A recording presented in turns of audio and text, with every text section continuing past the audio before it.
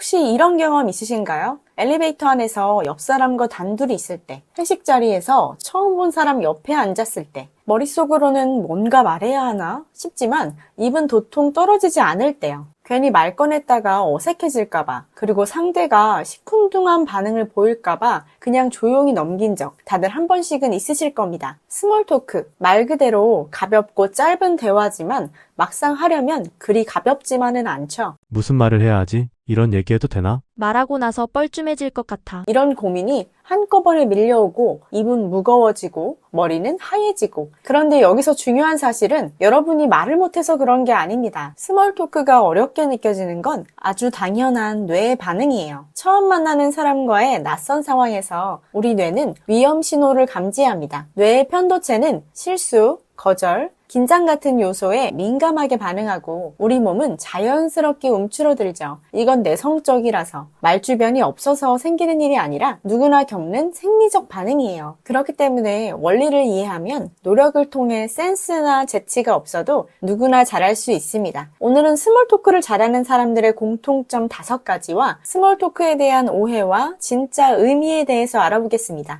오늘 영상 끝까지 보신다면 스몰 토크의 달인이 되실 수도 있습니다. 스몰 토크 잘하는 사람의 공통점. 스몰 토크를 능숙하게 하는 사람들은 단순히 말재주가 뛰어난 것이 아니라 몇 가지 중요한 원칙을 자연스럽게 실천하고 있습니다. 첫 번째, 스몰 토크의 목적을 오해하지 않는 태도. 많은 사람들은 스몰 토크를 단순한 수다나 쓸데없는 이야기로 여기지만 실제로는 상대방을 향한 관심과 예의를 표현하는 기본적인 소통 방식입니다. 목적 없는 말이 아닌 인간관계를 열기 위한 가벼운 문 두드림이라는 점에서 그 자체로 중요한 의미를 가집니다. 그리고 이 과정이 반복되다 보면 상대와의 심리적 거리감이 좁아지고 이후의 대화나 관계 발전도 훨씬 수월해집니다. 단순한 인사나 짧은 공감의 표현이 어색함을 녹이고 신뢰의 문을 여는데 큰 역할을 하게 되는 것이죠. 대표적인 예로는 대한민국 방송인 유재석을 들 수 있습니다. 유재석 씨는 다양한 예능 프로그램에서 처음 만나는 게스트와 자연스럽게 스몰 토크를 하며 상대방의 긴장을 풀어주는데 탁월한 능력을 보여줍니다. 예를 들어 낯선 게스트에게 요즘 좀 바쁘셨죠? 같은 짧은 말 한마디로 부담 없이 말문을 열어주고 그 사람이 편하게 말할 수 있도록 분위기를 만듭니다. 실제로 유재석 씨와 함께한 많은 신인 연예인들이 유재석 씨 덕분에 긴장이 풀려서 내 진짜 모습을 보여줄 수 있었다고 말하곤 합니다. 이런 분위기 속에서 숨겨졌던 개성과 매력이 자연스럽게 드러나고 이는 시청자에게도 긍정적으로 작용해 해당 인물이 주목받고 프로그램이 유명해지는 계기가 되기도 합니다. 이처럼 스몰 토크는 단순히 대화를 여는 기술을 넘어 상대가 편안해지도록 만들어 결국 나에게도 좋은 기회와 인상을 남기는 힘을 가질 수 있습니다. 두 번째, 능동적으로 관찰하는 감각. 오늘 양말 귀엽네요. 이 컵은 자주 쓰시는 거예요? 같은 말은 우연히 하는 말이 아니라 주변을 살피고 상대를 관찰했기 때문에 나올 수 있는 표현입니다. 관찰이 있어야 말문이 트입니다. 특히 상대가 은연중에 무의식적으로 뱉은 단어를 잘 포착합니다. 예를 들어 주말에 어떻게 지내셨어요? 라는 질문에 상대가 저는 하루 종일 밀린 집안일만 했어요. 근데 너무 힘들었어요. 라고 답했다고 가정해 봅시다. 여기서 핵심은 집안일이 아니라 무심코 덧붙인 너무 힘들었어요 라는 표현입니다. 스몰 토크에 능한 사람은 이 짧은 말 속에 담긴 피로감과 감정을 즉각적으로 캐치해 요즘 많이 바쁘셨나 봐요. 혹은 좀 쉴 시간이 필요하셨겠네요. 라고 부드럽게 반응합니다. 이처럼 말 속에 숨어있는 맥락과 정서를 읽고 타이밍에 맞게 언급하는 센스가 스몰 토크의 질을 크게 좌우합니다. 세 번째, 상대의 말을 기억하고 확장하는 능력. 예를 들어 상대가 저 커피 좋아해요. 라고 했을 때 그냥 아, 그렇군요. 하고 넘겨버리는 건 흔한 실수입니다. 이런 경우 대화는 쉽게 단절되죠. 반면 스몰 토크에 능한 사람은 아, 커피 좋아하시는구나. 혹시 자주 가는 카페 있으세요? 처럼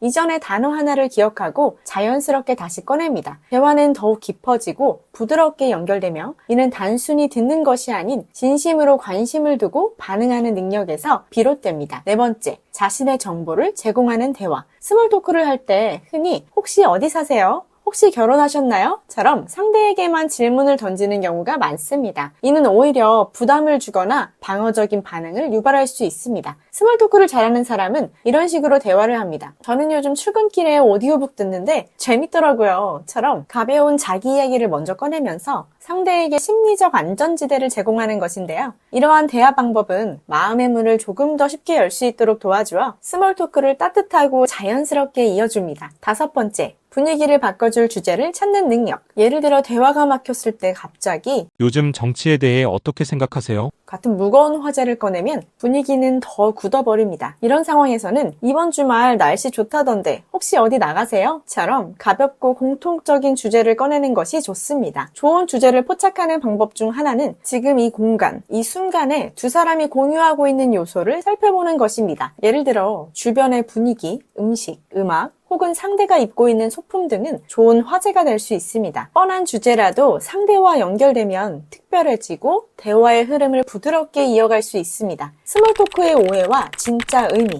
스몰 토크는 복잡하고 깊은 정보를 주고받는 대화가 아닙니다. 오히려 그것은 일상적인 순간을 공유하고 어색한 침묵을 부드럽게 풀어주는 가볍고 인간적인 접촉입니다. 오늘 날씨 좋네요. 커피 맛이 괜찮네요. 같은 말들이 단순해 보이지만 그 말 속에는 당신과 함께 이 자리에 있다는 것을 인식하고 있어요. 라는 메시지가 담겨 있습니다. 미국이나 서구권 문화에서는 이런 스몰 토크가 자연스럽고 권장되는 반면 한국에서는 괜히 말을 걸면 민망하다. 어색한 말을 굳이 해야 하나? 라는 분위기가 여전히 존재합니다. 그래서 스몰 토크를 시도하는 것이 괜히 유난 떠는 것처럼 느껴지기도 하고 상대방이 이상하게 생각할까봐 망설이기도 하죠. 하지만 우리는 그럴수록 더욱 스몰 토크의 본질적인 의미를 기억할 필요가 있습니다. 스몰 토크는 말장난이 아닙니다. 그것은 상대방의 존재를 인정하고 예의를 갖추는 행동의 연장선과 같은 것이거든요. 인사를 건네는 것처럼 말을 걸어보는 것도 상대방을 존중한다는 표현입니다. 그리고 혹시 말을 걸었는데